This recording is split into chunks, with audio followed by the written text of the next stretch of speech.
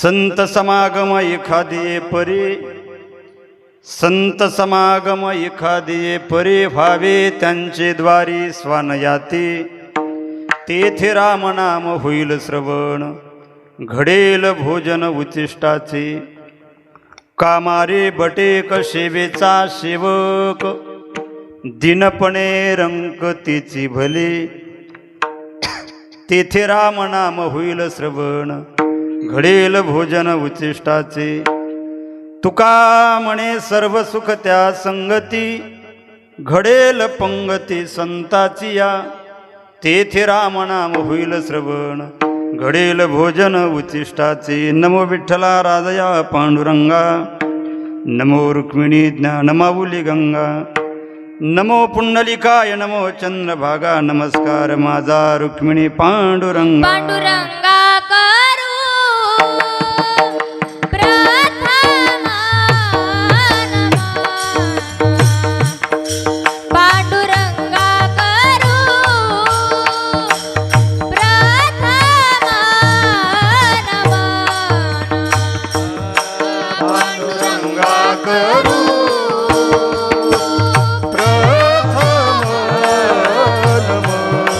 पांडुरंगा करू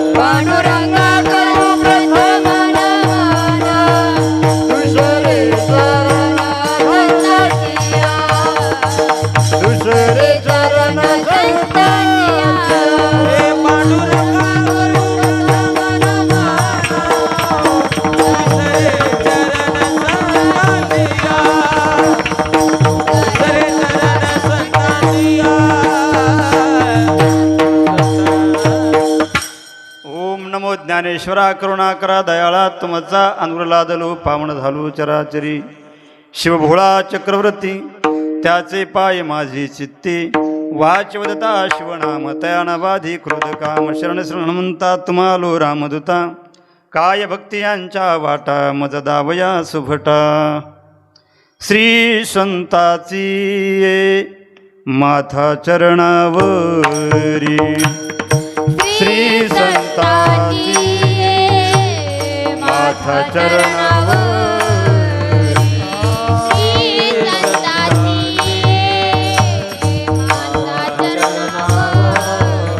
टाळ टाळ टाळ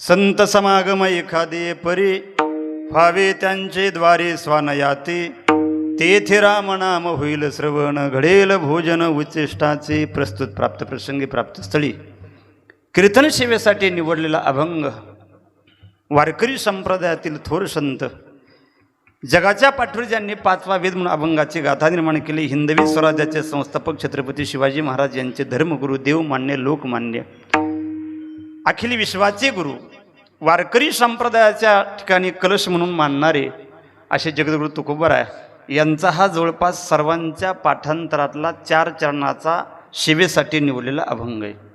तुकोबाराय या अभंगामध्ये तुम्हा आम्हाला म्हणजे नरदेहात आलेल्या प्रत्येक जीवाला, मानवाला आग्रह करतात, तुम्हा आम्हाला जर कल्याण व्हावं वाटत असेल तर तुम्ही आम्ही कुठल्या तरी प्रकारे संतांचा समागम करावा आणि त्यांचा समागम घडावा, म्हणून त्यांच्या दारामध्ये कुत्रा म्हणजे इमान इदबारीने राहण्याचा प्रयत्न करावा. संत समागम एखादी परी, परी म्हणजे प्रकारे, कुठल्या तरी प्रकारे संतांचा समागम करावा आणि तो समागम घडण्यासाठी त्यांच्या दारातला कुत्रा होण्याची वेळ आली तरी व्हावं, पण संतांच्या दारातच. कशासाठी? तेथे रामनाम होईल श्रवण, त्यांच्या दारात गेल्याच्या नंतर रामनाम श्रवण करायला मिळेल आणि त्यांची उष्टावळी म्हणजे त्यांच्या मुखातून आलेलं नामचिंतन तुम्हा आम्हाला भोजन करायला मिळेल. घडेल भोजन उतिष्ठाची, आणि हे घडण्यासाठी त्यांच्या दारामध्ये कामारी व्हा, बटीक व्हा, दीन व्हा, सेवक व्हा, नवे नवे रंग व्हा, फक्त संतांच्या दारातच व्हा. एवढा खटाटोप कशासाठी?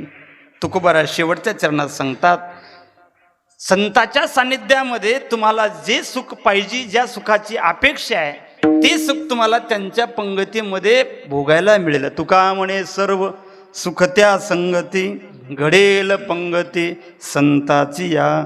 तुम्हा आम्हाला सगळ्यांना सुखाची अपेक्षा आहे आणि सुख जर पाहिजे असेल तर ते जगाच्या पाठीवर 2 जणांजवळ, एक म्हणजे देव आणि दुसरं म्हणजे संत. सुखाची अपेक्षा आहे ना, मग संतांचा समागम कुठल्या तरी प्रकारे करा, असा या अभंगाचा सरळ आणि सोपा भाव. विठ्ठला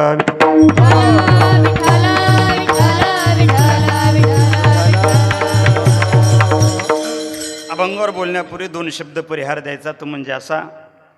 प्रतिवर्षाप्रमाणे याही वर्षी श्री क्षेत्र पंढरपूर, ज्याला भूवैकुंठ म्हणतात, जगाचा चालक मालक अखिल विश्वकोट असणारा ब्रह्मांड नायक तो पांडुरंग परमात्मा, त्यांच्या दरबारामध्ये, त्यांच्या पुण्यपावन अशा नगरीमध्ये गेल्या 10 वर्षापासून संत विष्णुदास गुरुवर्य, सगळ्यांचं श्रद्धास्थान, आपल्या परभणी जिल्ह्याचं, महाराष्ट्राचं वैभव गुरुवर्य नामदेवजी बाबा चारठणकर यांच्या कृपाआशीर्वादाने आणि त्यांच्याच प्रेरणेने चालत असलेला हा आपला अखंड हरिनाम सप्ताह ज्ञानयज्ञ सोहळा, त्यामधला आजचा 2रा दिवस आणि 2ऱ्या दिवसाची कीर्तन सेवा ही बाबांच्या आज्ञेने, त्यांच्याच कृपा आशीर्वादाने माझ्या वाट्याला आली.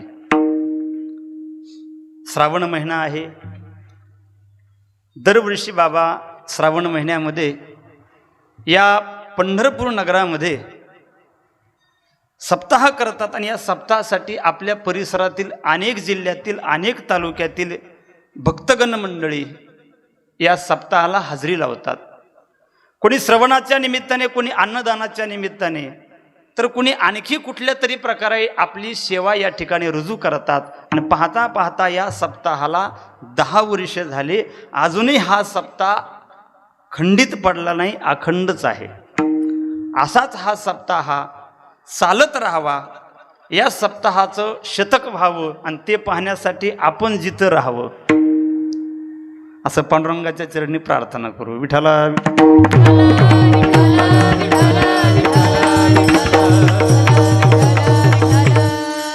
पंढरपूर सारख्या ठिकाणी येण्यासाठी सुद्धा पुण्य लागतं आणि आल्याच्या नंतर एखाद्याला मदत करणं याच्यासाठी पुण्य आहे.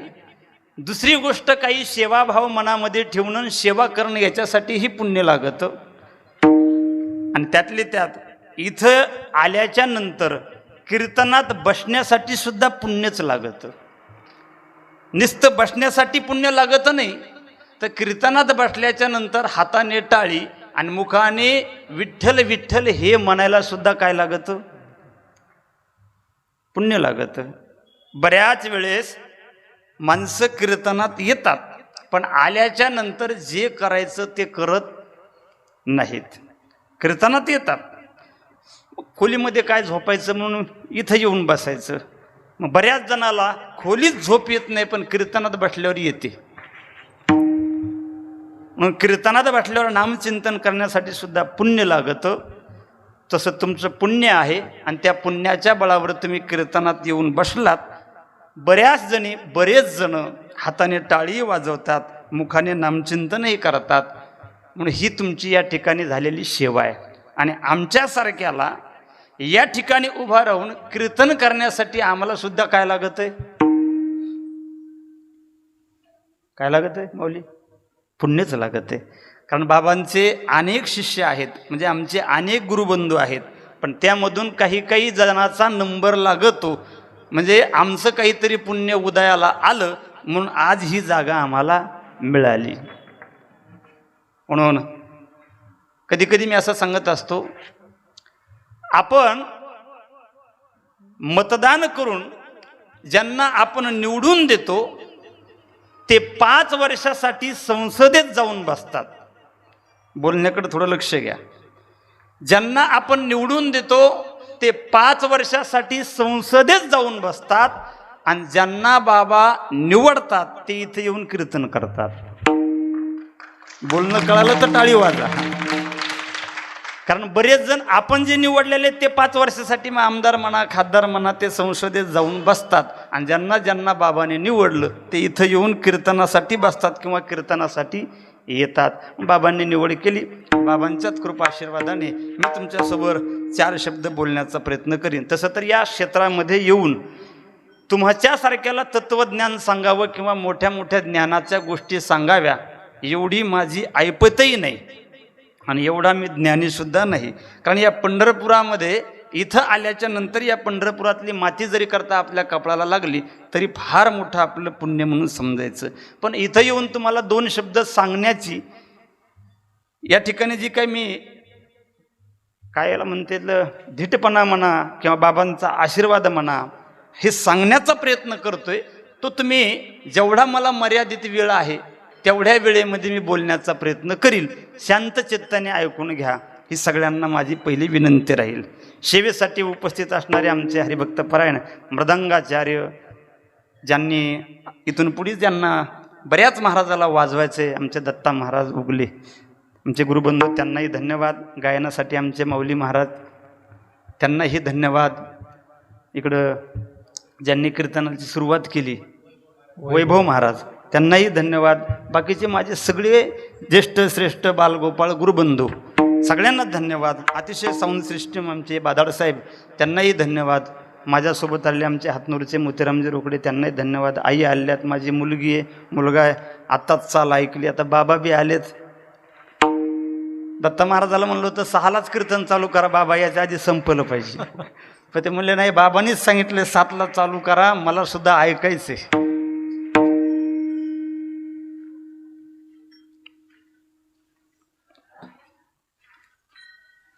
बाबाच्याच आशीर्वादाने बोलण्याचा मी प्रयत्न करील. असं बाबा देखतही बोलता येतं, पण जरा दडपण येते ह्यांना ना.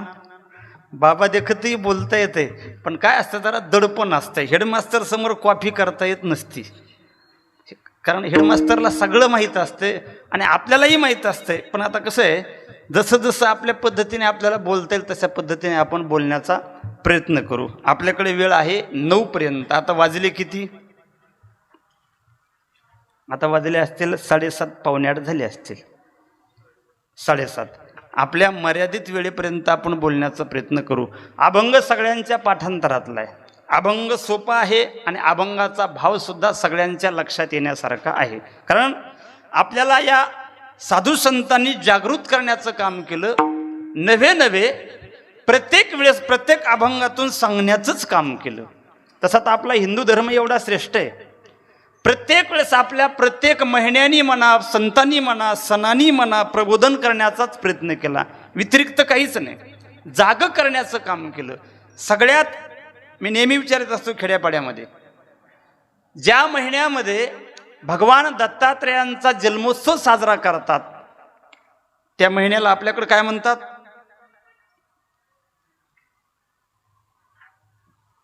हा इंग्रजीमध्ये मग विचारेन, मराठीत विचारायला लागलो. मार्गशीर्ष मार्गशीर्ष मार्गशीर्ष.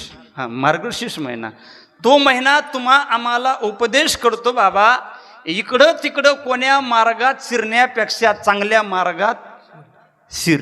मार्गात शिर म्हणजे मार्गशीर्ष. त्याच्या पुढचा महिना म्हणतो नुसता मार्गात शिरायचं जर तुला कळत नसेल, कारण जगाच्या पाठीवर अनेक मार्ग आहेत, पण अनादिकालापासून चालत आलेला हा वारकरी संप्रदाय आणि श्रेष्ठ संप्रदाय. मग तुला जर मार्गात शिरायचं कळत नसेल तर कोणाला तरी पुस पुढचा महिना आहे ना पौष, कोणाला तरी पुष. मग काही लोक म्हणले आम्हाला पुसायचं कळल, मार्गात शिरायचं कळल, पण त्याच्या पुढचा महिना म्हणतो नुसता मार्गात शिरू नको, मार्गात कसं शिरायचं कोणाला पुसू नको. बरं ठीक आहे, पुसलं तर काही अडचण नाही, पण तिथे गेल्यावर गपचिप बसू नको, काहीतरी बोलत राहा, काहीतरी माग. आता त्याच्या पुढचा महिना थोडा गमतीशीर आहे.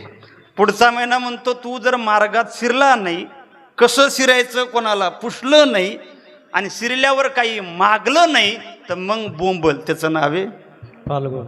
म्हणजे आमचे महिने सुद्धा आम्हाला शिकवतात पा, महिने सुद्धा आम्हाला शिकवतात की आपण काय करावं, जागृतीचं काम करणारे. म्हणून आमची परंपरा, आमचे सण, आमचे उत्सव, आमचे सोहळे सगळेच आमच्या कामाचे. म्हणून जगाच्या पाठीवर हिंदू धर्म श्रेष्ठ आहे. विठ्ठला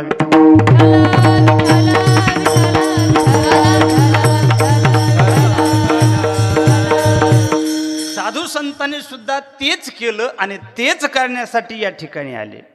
हेची आमा करणे काम, बीज वाढावया नाम. तळागाळाला गेलेला समाज इकडं तिकडं ज्यावेळेस भटकू लागला त्यावेळेस त्यांनी आग्रह केला. मग कुठल्याही पद्धतीने समजून सांगितलं, जशी जशी समोरची व्यक्ती मिळेल तशा तशा पद्धतीने अधिकार तैसा करू उपदेश. जशा पद्धतीने समोरचा व्यक्ती असेल तशा पद्धतीने बोलण्याचा, कधी शिवी देऊन बोलण्याचा प्रयत्न केला, कधी प्रेमाने सांगितलं तर कधी कधी पाया पडून सांगितलं. विठ्ठला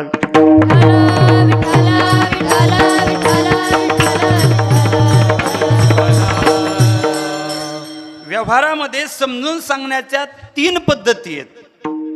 तशा संतांनी सुद्धा 3 पद्धती वापरल्या. व्यवहारामध्ये पहिली पद्धत आहे, मुलगा जर बापाचं ऐकत नसेल तर तो बाप सुरुवातीला समजून सांगतो. समजून सांगून नाही ऐकलं तर दुसऱ्यांदा तो त्याला शिव्या देऊन मारून सांगतो. शिव्या देऊन मारूनही नाही त्याला जर कळालं तर शेवटी तिसरी पद्धत काय वापरतो, पाया पडतो. आता आपली संस्कृती अशी आहे, मुलांनी बापाच्या पाया पडावं, मुलांनी बापाच्या पाया पडावं ही झाली संस्कृती. आणि बापाला मुलाच्या पाया पडायची वेळ येत असेल तर याला म्हणायचं विकृती.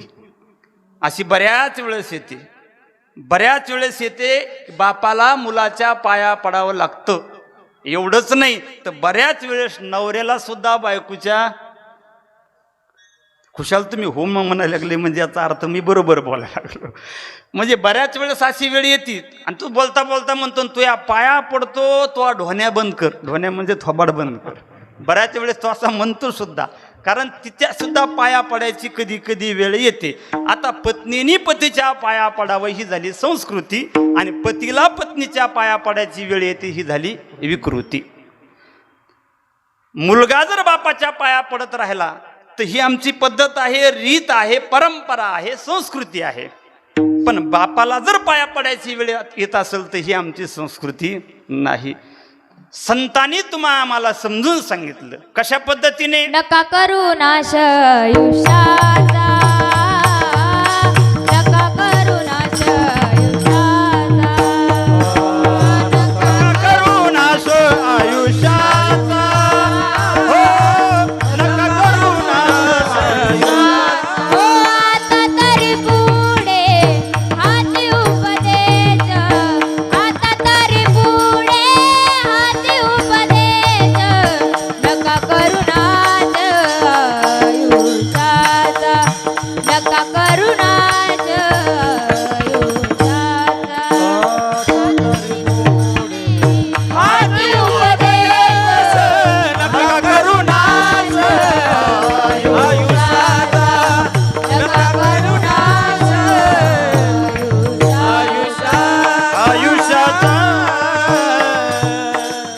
आता तरी पुढे हाच उपदेश नका करू नास आयुष्याचा किंवा आयशे का हो न करा काही पुढे नाही नाश जा.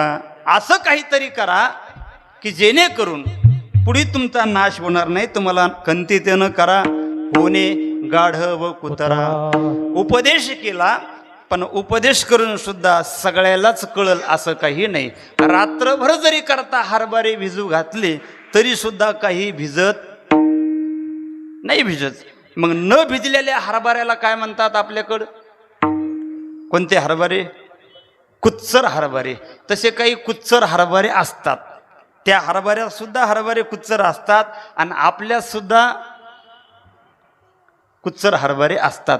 मग अशा कुच्चर हरभऱ्याला ज्या वेळेस समजून सांगितल्यावर कळत नाही त्यावेळेस मग शिव्या देऊन सांगावं लागतं. किती सांगू तरी नाही कधी भटकीचे पुढे सिंदडीचे रडतीला पुढे सिंदडीचे रडतीला.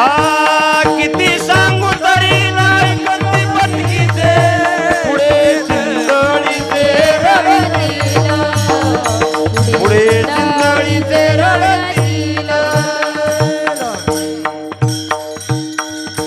किती सांगू तरी नाही ऐकती भटकीचे पुढे सिंदळीचे रडतील.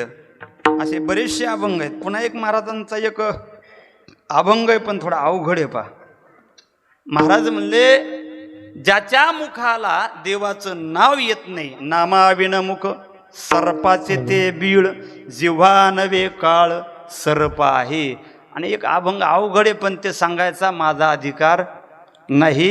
जेव्हा होईन तेव्हा सांगन तोपर्यंत जिता राहायला पाहिजे. विठाला विठ्ठल विठ्ठल विठ्ठल विठ्ठल विठ्ठल.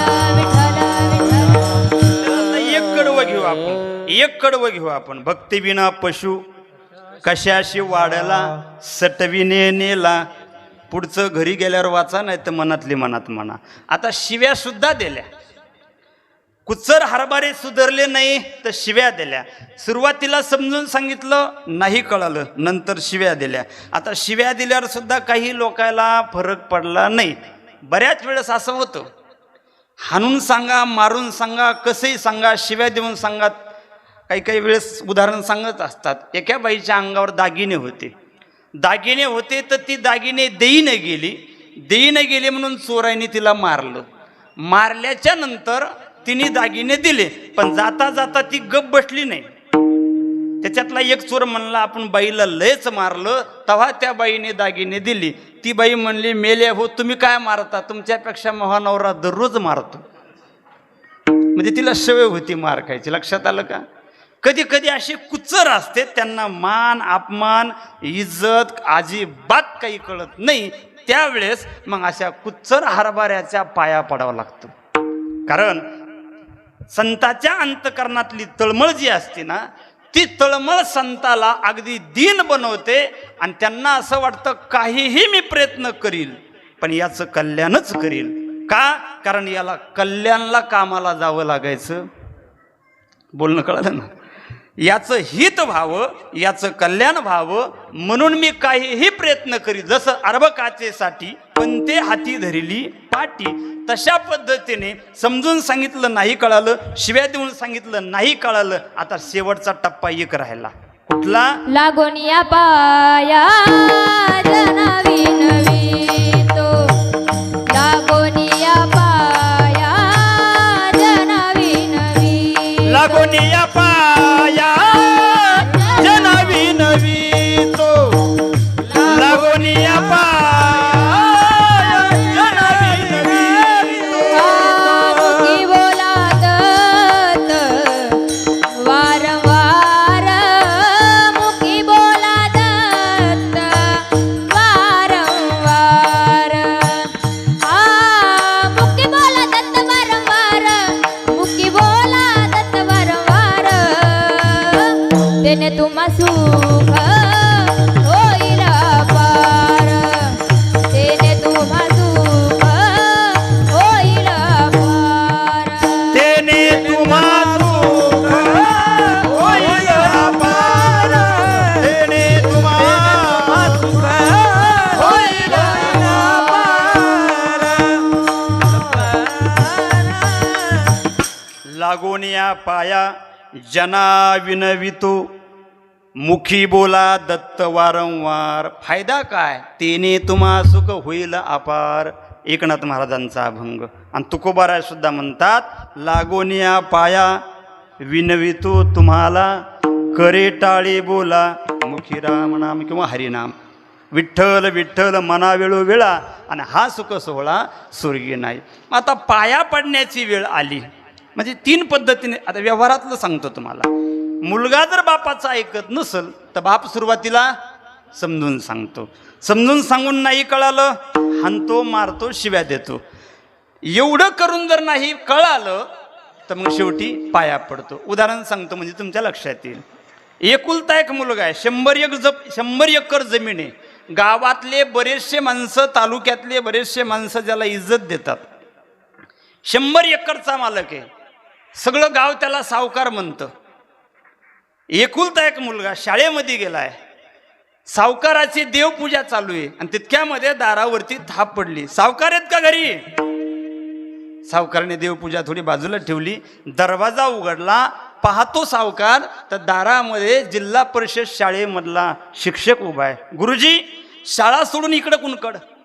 त्या सावकाराने सांगितलं इकडं कुणकड. त्यावेळेस त्या गुरुजीने सांगितलं सावकार 4 दिवस झाले तुमचा बाळू शाळेमध्ये आला नाही.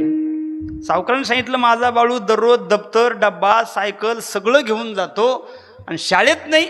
गुरुजी बहुतेक 4 दिवस शाळा तुम्हीच आला नसताल. माझं पोरगं दररोज जातं. गुरुजीने सांगितलं मी दररोज आहे पण तुमचा बाळू नाही. बऱ्याचशा बापाला आपलं पोरगं शाळेत जातं का नाही हे माहीत नसतं. कपडे घेऊन देणं दप्तर घेऊन देणं डब्बा घेऊन देणं फीज भरणं सायकल घेऊन देणं हे सगळं त्याच्यासाठी झालं. पण कधीतरी एकदा शाळेत जाणं हे कोणासाठी आहे? कमीत कमी महिन्याला जावं. नाही महिन्याला गेला 2 महिन्याला, नाही 2 महिन्याला 6 महिन्याला, नाही 6 महिन्याला तर कमीत कमी निकालाच्या टायमाला का होईना पण एकदा तरी जावं. असं कोण आहे इथं महिन्याला जाणार? एक जण सापड पते पाठीमाग नका बघू कोण नाही. एक जण म्हणला महाराज मी जात असतो महिन्याला. म्हणलं कशासाठी? म्हणला तांदूळ आले का नाही पाहाला. शाल सिरपुळ देऊन तशा बापाचा सत्कार करावा. तांदळासाठी जाणारा बाप वेगळा आणि मुलगा काय करतो हे पाहण्यासाठी बाप जाणारा वेगळा. सावकारांनी सांगितलं अहो तुमचा बाळू आमचा बाळू म्हणले दररोज शाळेत जातो. गुरुजींनी सांगितलं घरून शाळेचं नाव करून जातो पण गावाच्या बाहेर 4-5 जण पोरं घेऊन एका जणाच्या उसाच्या फडात जाऊन 52 अध्यायी गुरुचरित्र पारायण करतो. कळालं का? हां पत्ता खेळतो. आता बापाला थोडा राग आला. एकुलता एक मुलगा मी शाळेत टाकलाय कशासाठी? त्याला नोकरी लागावी म्हणून नाही तर कमीत कमी या 100 एकर मधला माल किती येतो याचं तर ज्ञान त्याला कळावं. आपली जमीन कुठपर्यंत त्याला हिशेब तर कळावा याच्यासाठी टाकलंय. पण मुलगा असा वागत असेल तर मुलाला समजून सांगायला हरकत नाही. गुरुजी जा तुम्ही माझा मुलगा उद्यापासून शाळेत येईल. गुरुजीला पाठवून दिलं. गुरुजी गेले. मुलगा बरोबर शाळा सुटायची त्या टायमाला 4:30ला घरी सायकल लावली दप्तर ठेवलं. बापाने हाताला धरलं. बाळू 4 दिवस झाले तू शाळेत नाही. मला माहिती आहे तू कुठं जातो. दररोज डब्बा घेऊन जातो आणि फलाण्याच्या उसाच्या फडामध्ये 4-5 लेकरं घेऊन पत्ते खेळत बसतो. बाळू पत्ता खेळणं चांगला नाही. अरे आतापर्यंत ज्याने पत्ता खेळला त्याचा पत्ता लागला नाही. 100 एकर जमीन आहे. तुला 1ही एकर कमवायची नाही पण आहे ती ठेवायची. आणि जर तू पत्त्याच्या नादी लागला तर तुला एक दिवस जर्मलच्या ताटामध्ये जेवण करायला लागल आणि प्लास्टिकच्या तांब्याने पाणी प्यावं लागल. एवढा दरिद्री होतील. माझा ऐक बाळा पत्ता खेळू नको. पत्ता चांगला नसतो. बापाने मुलाला समजून सांगितलं उपदेश केला. योग्य का अयोग्य? योग्य. मुलगाही बरं म्हणला. दुसऱ्या दिवशी दप्तर घेतलं शाळेत गेला. 2-3 दिवस गेला. पुन्हा 4-5 दिवसांनी पुन्हा गुरुजी आले. सावकार तुमचा मुलगा आज 2 दिवस झाले शाळेमध्ये नाही. अशा वेळेला बापाला राग आला. गुरुजी तुम्ही शाळेत जा माझा मुलगा उद्यापासून शाळेत येणार. सावकार राग राग गावाच्या बाहेर निघाला. कुठला ऊसाचा फड तो माहीत होता. ऊसाच्या फडात पोरं बसले होते खेळत. एका पोराने पाहिलं त्या ऊसाच्या फटीतून, म्हणला बाळ्या तो हा बाप आलाय रागात ते नक्की मरणाचं मारणार. सगळे पळून गेले पण याला पळता येत नव्हतं, कारण शेवटी मुक्काम पोस्ट घरच होतं, कधीतरी तावडीत सापडायचं होतं. बापाला राग आला, समजून सांगून ऐकत नाही.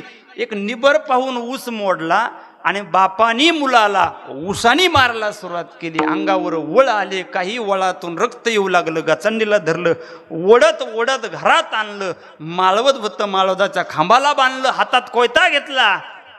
पोराचे डोळे लाल होते, डोळ्यातून पाणी चालू होतं, बोलता येत नव्हतं, अंग थरथर कापत होतं.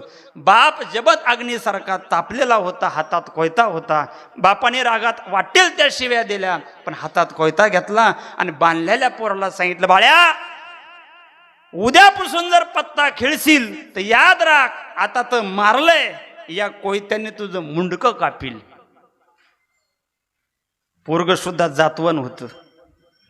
पोरग म्हणलं, बाबा बोलता येत नव्हतं, रडत होतं, अंगाची आग होती, ओळ अंगावर होते, तरी रडता रडता पोरग म्हणलं, बाबा उद्या तुम्ही मुंडकं कापणार आहेत ना, तर आत्ता कापा, पण पठ्ठ्या पत्ता खेळणार म्हणजे खेळणार. तापलेल्या बापाच्या हातातला कोयता खाली पडला.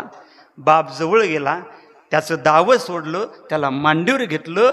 आता बाप लेकराला चंबाळत होता. पोरग शांत झालं होतं आणि बाप रडू लागला, बाळा आमच्या वंशाला दिवा लागावा म्हणून पंढरपूरच्या 11 वर्ष वाऱ्या केल्या पायी दिंडीमध्ये, तुला जनावरासारखं मारण्यासाठी नाही.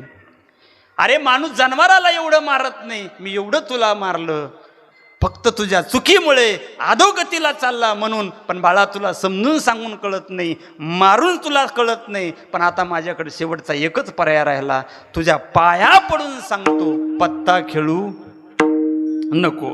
व्यवहारामध्ये बापानी मुलाला समजावून सांगण्यासाठी, मुलाच्या हितासाठी किती पद्धती वापरल्या? 3. समजून सांगणं, पाया पडून मारून सांगणं, शिव्या देऊन सांगणं आणि पाया पडून सांगणं. तसं संतांनी सुद्धा 3 पद्धती वापरल्या. पहिली पद्धत आहे समजावून सांगणं, दुसरी पद्धत आहे शिव्या देणं, रागवणं, आणि तिसरी पद्धत आहे पाया पडणं. आता आजच्या अभंगात सुद्धा एक पद्धत आहे. सगळ्या गोष्टीला काय असते? पद्धतच असते. माणसं म्हणतात ना, अहो तो बोलतो हो, पण त्याला बोलण्याची काय नाही, पद्धत नाही. अहो कीर्तनात बसला हो, पण ही त्याची बसण्याची काय नाही. म्हणजे बऱ्याच जणांनी मांड्या घातल्या आता. विठाला विठाला विठाला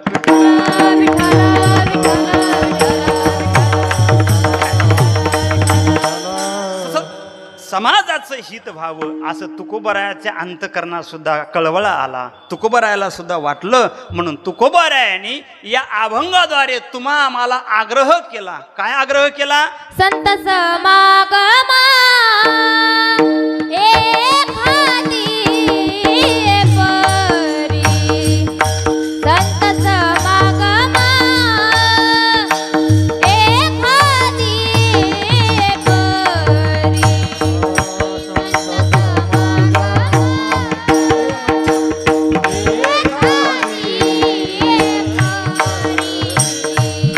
संत समागमा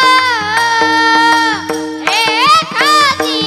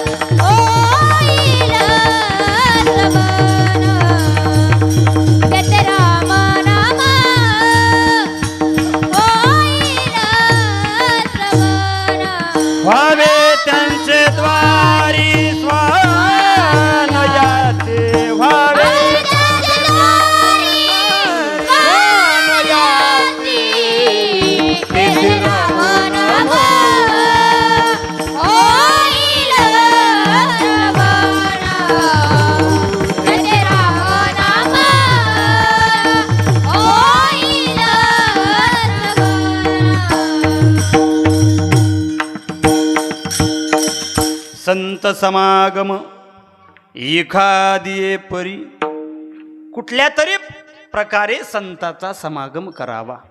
कुठल्या तरी प्रकारे. प्रकार दोन आहेत. संताकडे जाण्यासाठी एक प्रेमाने लोक जातात आणि संताकडे काही जण वैरभावाने जातात. प्रेमाने गेलं तरी संत कल्याणच करतात आणि वैरभावाने गेले तरी संत कल्याणच करतात. मग तुम्हाला कल्याण करून घ्यायचं असेल ना तर संताकडे जा. आग्रह करतात. काही काही जाग्यावर माणसाने जावं, काही जाग्यावर जाऊ नये आणि काही जाग्यावर गेल्याशिवाय राहू नये. ऐका, काही काही जाग्यावर बोलवलं तरी जाऊ नये, काही जाग्यावर बोलवलं तर जावं आणि काही जाग्यावर न बोलवता जावं. आता कोणत्या जागा येतात? खेड्यापाड्यामध्ये काही काही जण बोलवतात. इकडे लक्ष द्या माझ्याकडे. त्यांना बोलवलं त्याला जाऊ द्या, पण ज्यांना नाही बोललो ते माझ्याकडे पहा. काही काही जाग्यावर बोलवतात, वाकडं तिकडं असल तिकडं बोलवतात, तिकडं बोलवतात, पण जावं का? जाऊ नये. आणि दुसरी गोष्ट, कुठं जाऊ नये? जिस घर पर आदर मान नहीं उस घर पर जाना ना चाहिए. जिस घर पे आदर मान नहीं उस घर पर जाना ना चाहिए.